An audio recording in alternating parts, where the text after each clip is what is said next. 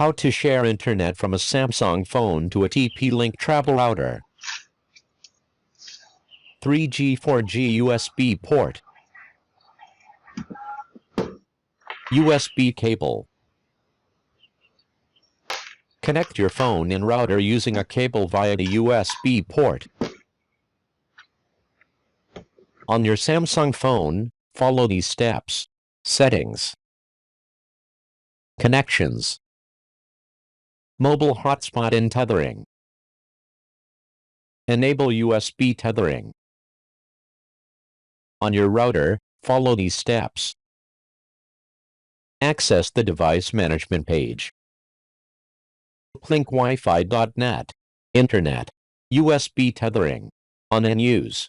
Status. Android device. Advanced. System. Operation mode. Router USB tethering. The above is how to share mobile data from a Samsung phone to a TP-Link router. Thank you for watching. Don't forget to like and subscribe. Good luck. Speed test. Download. Upload.